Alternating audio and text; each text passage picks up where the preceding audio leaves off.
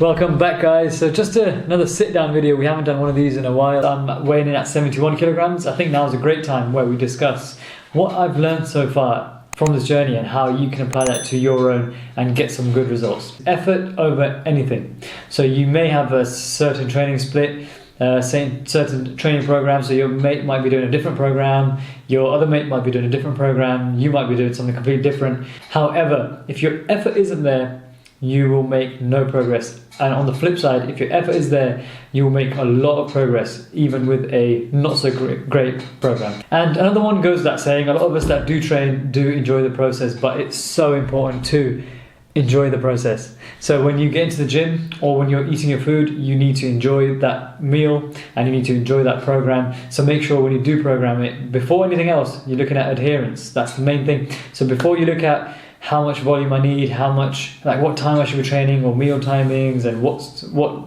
ingredients will make me lift more or give me more energy. First of all, you need to keep at top of the list.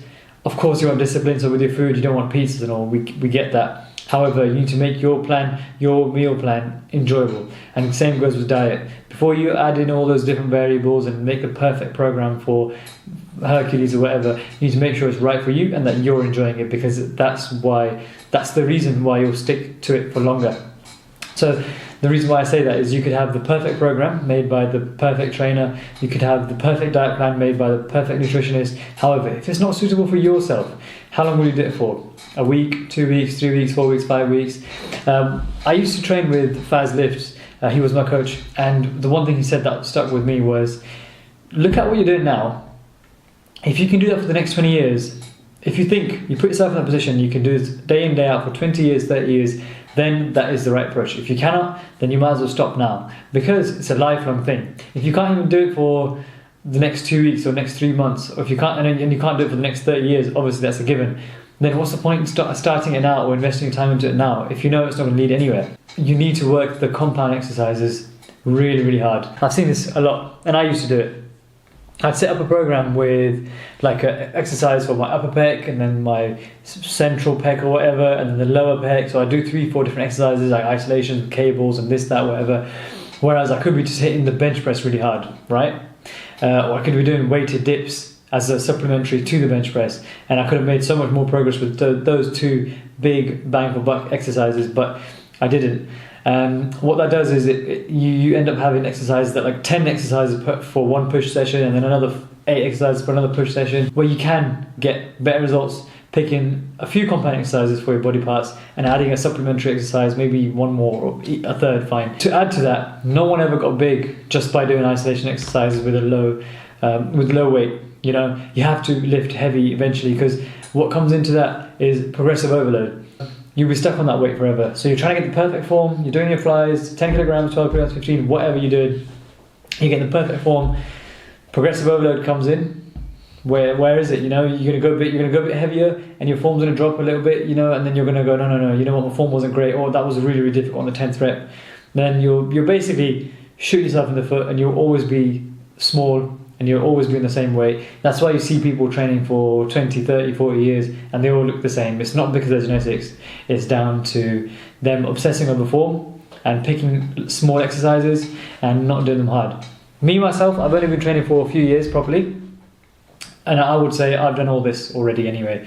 I have no shame in admitting that. However, what I am proud of now, that I have made those changes in the last year, and this is the strongest I've ever been, as well as being almost lightest I've ever been. And this is a big one. Don't skip your sessions, right? So if you say you're going to train 4 times a week, 5 times a week, make sure you get those in. If you do have a rest day and then something happens, obviously we're not bodybuilders, we don't have amazing schedules like your Hollywood actors, you know, you don't get paid to train, right? We do this because we love it and because we're trying to make something out of it. Completely get it. However, if you do fall off, so you have 2 rest days instead of that 1, make sure you restart from that previous session. I've seen this so many times where people say, oh, I missed 1 or 2 sessions, I'll start from scratch next week. No man's land. So what it is with bodybuilding, what I've learned, again, this is all relating to my experience in this last few years and how my journey has impacted my learning and what I can share with you guys. Hopefully you can relate anyway. But what it is bodybuilding training relies, any sort of bodybuilding training, relies solely on you improving week after week after week after week. If you take a 2-week break here and a week break there, and then you're sort of lounging around, you're missing sessions, you're missing exercises as well in those gym sessions, then you can't really go back to that thing where we talked about progressive overload. It's not really going to happen. You're not going to get there. You're not going to get that progressive overload. You're not going to be in the gym often enough to progress in that manner. So you need to make sure you're not skipping sessions, and if you do have to miss a session for whatever reason, you're not feeling great, or you've picked up a cold or whatever, pick up from where you were before. And I understand. Sometimes you're what you are today, what you're doing in your life right now with your job, your family life, will not be the same next year, the year after. We change, we evolve as people, that's completely understandable. Then don't say, or don't pick that program you can't do. If you're struggling to get into the gym 4 days a week and you say you can do upper lower 4 days a week, you're not going to do it. So change it. Sit down and be like, listen, for the last 1 month, 2 months, I've not been able to consistently go to the gym 4 times in the 7-day cycle, if that's how you're doing your rotation. I need to change. So you either do a full body twice a week and hit those sessions really, really hard, or do upper lower 3 times a week. So you do upper lower upper, and then lower upper lower. So you in the 2-week cycle, if you were to do it that way, in the grand scheme of things, you've hit the same amount of sessions for each. So upper and the lower. People overcomplicate diet so much. There's Eddie Abu out right now. There's obviously Greg Doucette. They have their little thing going on, and I found, like, I've been 130 kilograms before, and I worked with Faz to understand this and learn this. To be fair, Faz lives, as I mentioned before in this video, and I dropped down to, I think it was about 70 kilos. I think it was 69, 68 kilos. We were bordering around that area before we started to bulk at the time. And people overcomplicate diet so much. The thing we worked on, and the thing that I found following on from that point, is having a good protein source per meal and a good carb source per meal with as minimal extras as possible. So veggies, obviously, definitely have those. I think when you're dieting, they're very, very important because they fill you up as well as the micronutrient factor as well. Factor as well. So as you get leaner, you will find yourself having more vegetables because there's only so little you can eat without feeling crap. So when your calories are very, very low and you don't have a lot of muscle mass especially, vegetables are really, really helpful, I found. They keep you fuller and they are low calories. But back to what I was saying, people overcomplicate so much, reading labels, which is perfectly fine. You need to know how many calories are in there. But they're looking at things like, oh, this has starch, gluten, this, that. Pick a whole good protein. Animal protein is the best usually, followed by whey protein, I think personally, and then eggs as well. Follow something that's decent. You don't want a bagel for protein, that's stupid. Obviously you have a good amount of protein in there, but that's not like animal source. I would pick, personally, again, this is all written to my experience, I'd pick a good animal sourced protein. So chicken, fish, beef, lamb, whatever you want. The leaner you want to be, obviously the leaner choices you go for fish, you go for a chicken breast, and obviously the more lenient you are with the calories, so you can go thighs, you can go beef, mince, you've got those options. So it's not really like a locked in diet. And then for your carb sources, you want something that will keep you full and give you energy. A mixture of slow releasing carbs and fast releasing. I personally have, mainly my carb sources are potatoes, oats, and Weetabix, which is my pre-workout, which you guys have seen on this channel. If you haven't, that video is quite cool. It's a pretty decent recipe for pre-workout. But that's my carb sources mainly. And obviously, like I said, you've got your veggies, you can have some fats in there, which are nuts and things like that to make up for more calories. But that's literally it, it doesn't get more simple than that. But people tend to overcomplicate it, trying to fit in a corner yogurt pot into their macros, and they're trying to fit in pizzas into their programs. What you need to do is find foods you love. There's something out there, there's hundreds of different hundreds is probably a bit of exaggeration. There's tons of vegetables out there that you can like. You don't like broccoli, fair enough. Brussels sprouts, you don't like, fair enough. There must be spinach. There must be other kind of leaves. There must be carrots. There must be something you like that's not potatoes. Same goes for meat. You got chicken. How many ways are there of cooking chicken? I would probably, without even thinking about it, I've got 10 recipes in my mind already. You can cook it in different ways. You can oven it, grill it, fry. You can slow cook it. You can air fry. You can do all sorts.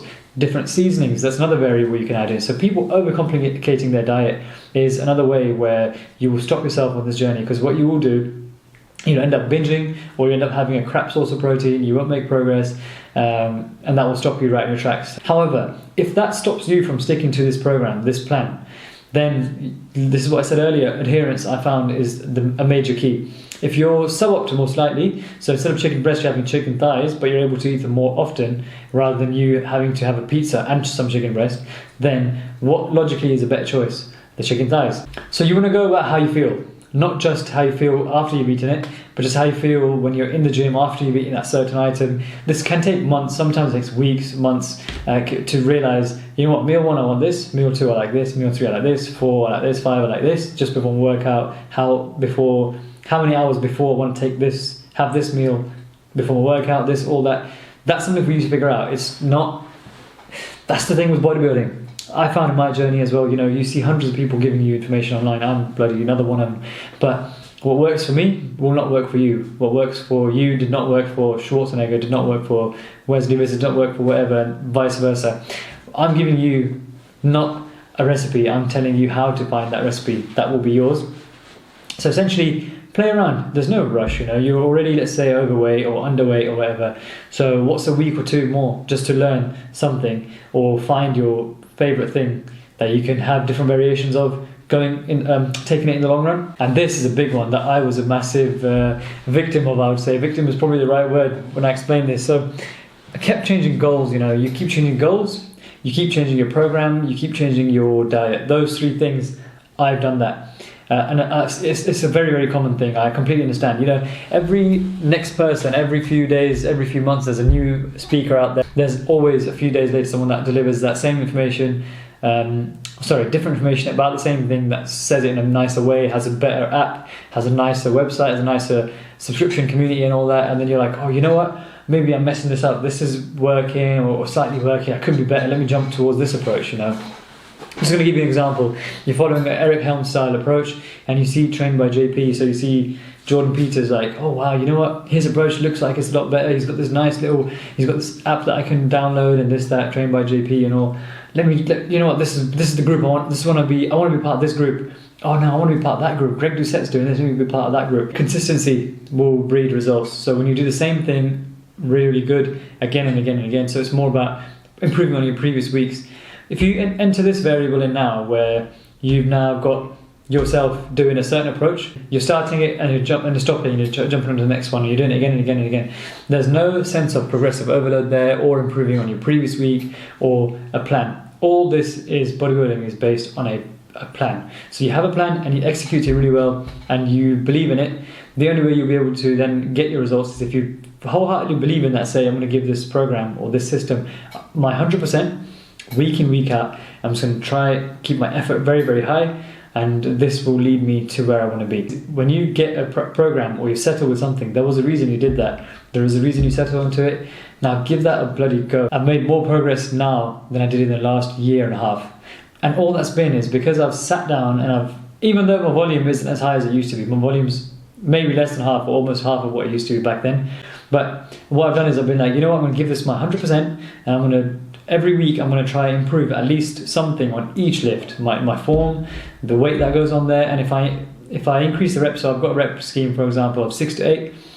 If I'm getting 9, if I'm getting 10, I'm not going to be like, oh, you know what, that was a difficult 10, so I'll do it again this week. If I'm getting a 9 or a 10, which is what my rep scheme prescribes me to do, I will go up weight. The more you push yourself and apply yourself to those exercises, right? Not skimping on form, not skimping on how you execute that exercise. You know, you're not saying, oh, I've got one more rep, but you know, I'm going to save it because I've got another set left or something like that. You don't want to be doing dumb shit like that. And that's what I've completely eliminated since I've started this journey specifically. I was 77 kilograms when I started this journey a few months ago. I'm now 71 kilograms and I'm lifting way more than I was when I was 77 kilograms than it's now. It shouldn't make sense, but it does, and I know why it is, and it's because I've applied myself to the cause so well. And finally, I'm going to talk about volume a little bit. A lot of people I've seen, and I've been obsessed with this topic as well, is when they have super high volumes and disregard for anything else. Just like I said before, my volume is almost as half as it was before, and I've never felt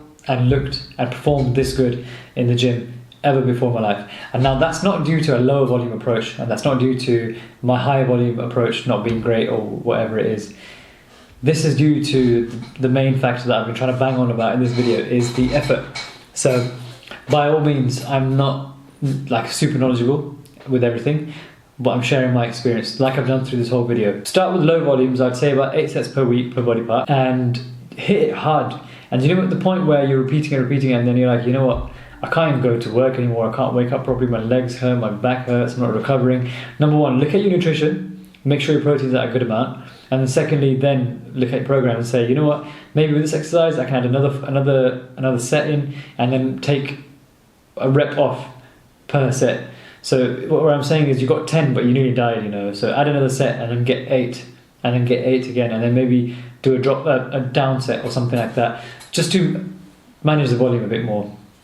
But that's why you see so many people, so many influencers, so many bodybuilders all training with different volumes.